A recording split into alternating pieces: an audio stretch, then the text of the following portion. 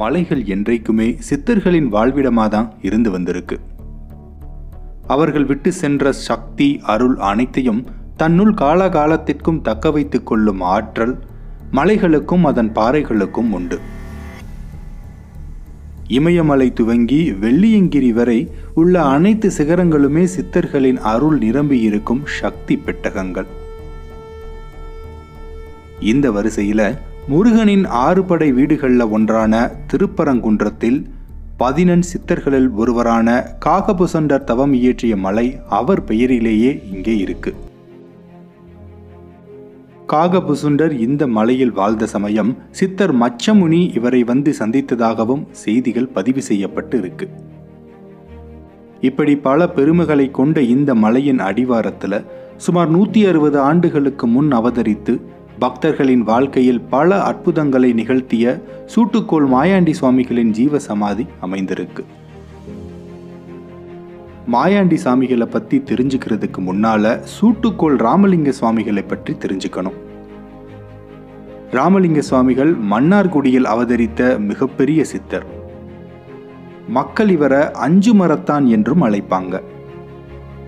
இதற்கு காரணம், இவர் குறிப்பிட்ட ஒரு இடத்தை தேர்ந்தெடுத்து வீலி, விலா, வேம்பு, அரசு, சங்கு எனும் 5 மரங்களை தனது தவ வலிமை மூலமாக வளர்த்து அந்த இடத்துல தான் பொதிகை மலையிலிருந்து கொண்டு வந்திருந்த விநாயகர் சிலையை பிரதிஷ்டை செய்து ஒரு கோவிலும் எழுப்பினார்.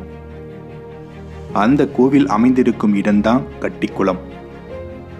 ராமலிங்க சுவாமிகள் மூலமா உருவான கோயில் என்பதால தான் மூலவர் விநாயகராக இருந்தாலும் மக்கள் இந்த கோவிலை ராமலிங்க சுவாமிகள் கோயில்னு சொல்றாங்க. தன்னை தரிசிக்க வரும் பக்தர்களை ஆசீர்வதிக்கும் போது தான் எப்போதும் கையில் வைத்திருக்கும் ஒரு கோலை அவர்கள் மேல வைத்து சுவாமிகள் ஆசீர்வாதம் செய்வார். நல்ல எண்ணத்தோடு வரும் பக்தர்களின் விருப்பங்கள் அனைத்தையும் நிறைவேற்றி தீய எண்ணத்தோடு வருபவர்களுக்கு சுடு கம்பியை போல வெப்பத்தை கொடுக்கும் ஆற்றலை கொண்டது அந்த கோல். இதனாலதான் மக்கள் இவரை சூட்டுக்கோள் ராமலிங்க சுவாமிகள் என்று அழைத்தனர். கட்டிக்குளத்துல ராமலிங்க சுவாமிகளால் பிரதிஷ்டை செய்யப்பட்ட இந்த விநாயகரின் அருளால் அவதரித்தவர் தான் சூட்டுக்கோள் மாயாண்டி சுவாமிகள். சிறுவனாய் இருக்கும் போதிருந்தே மாயாண்டி சுவாமிகள் எப்போதும் தியானத்தில் இருப்பது, சித்தர்களோட புத்தகங்களை படிப்பதுன்னு சராசரி குழந்தைகளிடமிருந்து சற்றே வேறுபட்டு காணப்பட்டார். இவர்கிட்ட இருந்த மற்றொரு தனித்துவம் என்னன்னா, பொதுவா தியானத்தில் இருக்கும் பலரும் பத்மாசனம், வஜ்ராசனம் போன்ற ஆசனங்கள்ல இருப்பது வழக்கம். ஆனா மாயாண்டி சித்தர் சற்று வித்தியாசமா தன் முழங்கால்களை மடித்து கைகளை முன்னுக்கு வைத்த நிலையில குக்கூடாசனத்துல தான் எப்போதும் இருப்பார்.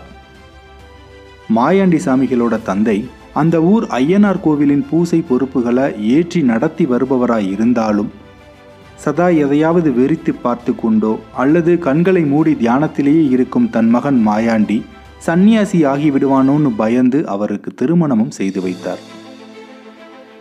தன் பிறப்பின் நோக்கம் என்ன என்ற கேள்வி ஒருவருக்குள்ள தீவிரம் அடையும் போது அரசனாக இருந்தாலும் கூட அந்த நொடியே அனைத்தையும் துறந்து தன் கேள்விக்கான விடையை தேடி ஆன்மீக பாதையில பயணித்து மிக உயர்ந்த ஞானிகளாக மாறிய பல குருமார்களை நாம பார்த்திருக்கோம்.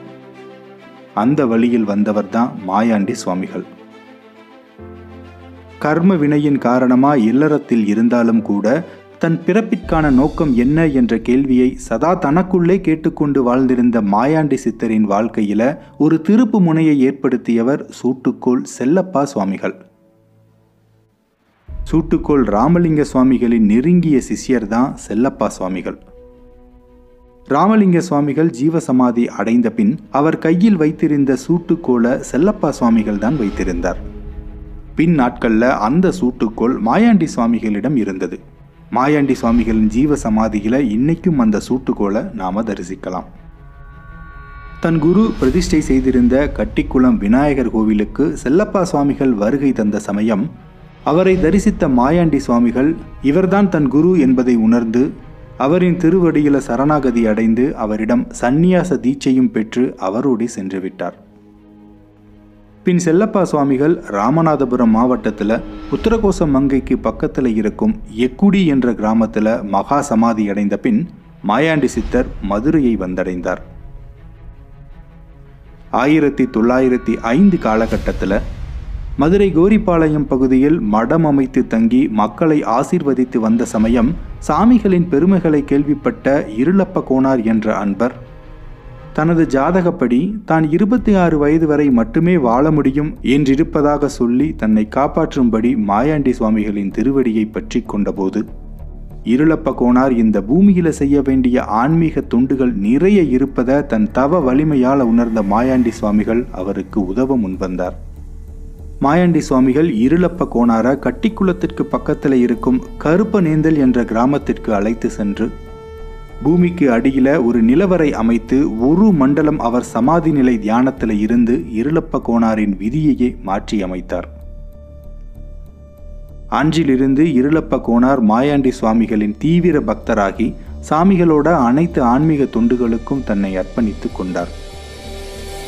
அந்த காலகட்டத்தில் சந்நியாசிகள் சாதுக்களின் மடங்களுக்கு அந்தந்த மாவட்டத்தின் ஆங்கிலேய அதிகாரி திடீர் ஆய்வு மேற்கொள்வது வழக்கமாக இருந்தது.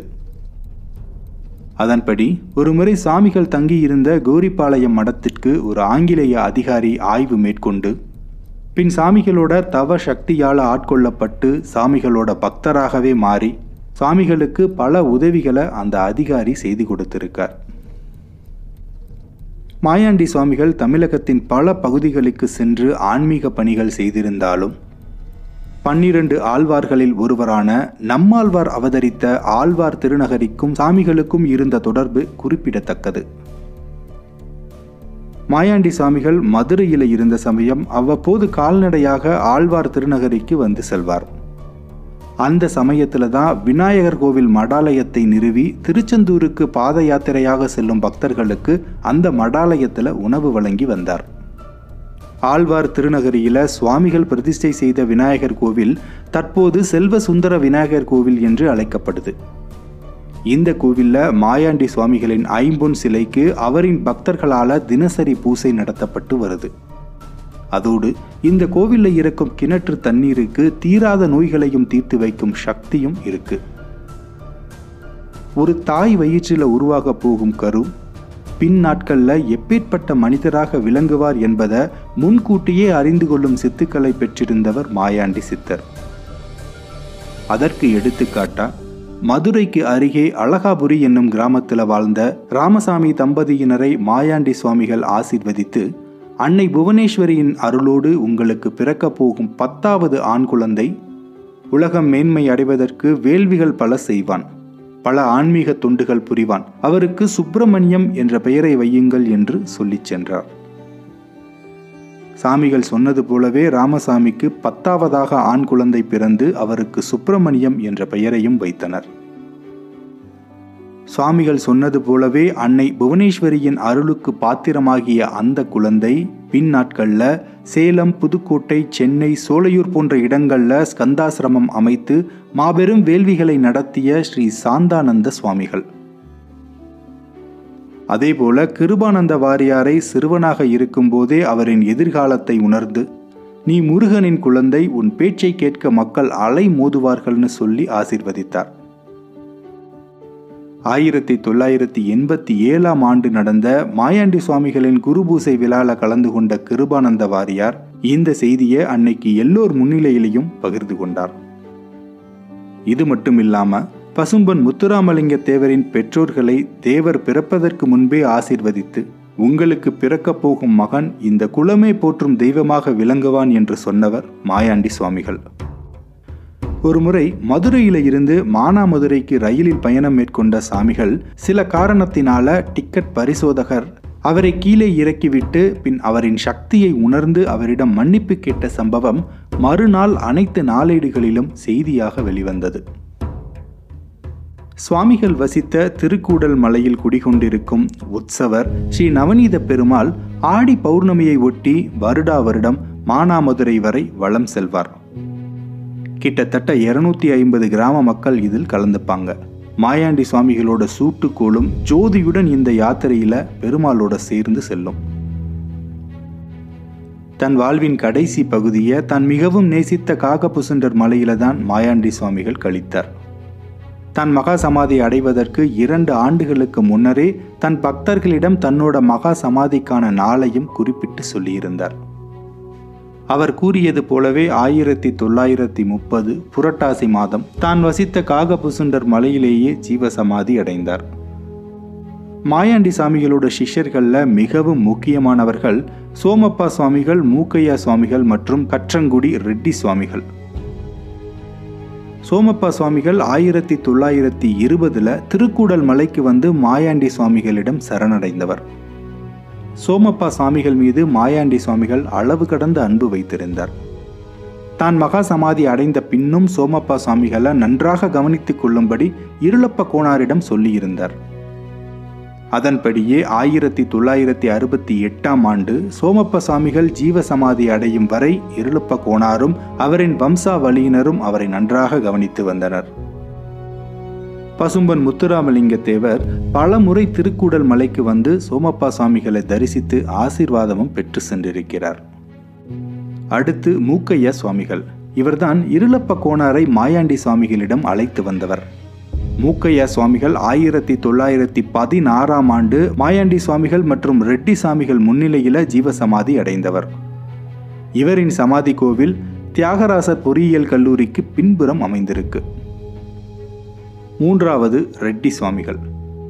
இவரை பற்றிய ஒரு விசேஷம் என்னன்னா, சாமிகளுக்கு ராவுத்தர் என்ற இஸ்லாமியர் மிக நெருங்கிய சீடராக இருந்து வந்தார். ரெட்டி சாமிகள் 1926 மகா சமாதி அடைந்த பின் மாயாண்டி சுவாமிகள், ஆற்றங்கரை சுவாமிகள், பாளையம்பட்டி ஜமீன்தார் ஆகியோரால ரெட்டி சாமிகளுக்கு ஜீவசமாதி கட்டப்பட்டாலும் ராவுத்தரின் வம்சாவளியில் வந்தவர்கள் தான் இன்னைக்கும் ரெட்டி சாமிகளோட ஜீவசமாதியை கவனித்து பூசைகளை நடத்தி வர்றாங்க. மாயாண்டி சுவாமிகளின் ஜீவசமாதி கோவிலையும் காகபுசுண்டர் மலையையும் தற்போது இருளப்ப கோனாரின் குடும்பத்தைச் சேர்ந்தவர்கள் தான். மாயாண்டி சுவாமிகள் வாழும் காலத்தில் அவர் நிகழ்த்திய அற்புதங்கள் அனைத்துமே நம் காரண அறிவிற்கு அப்பாற்பட்டு விளங்கியவை.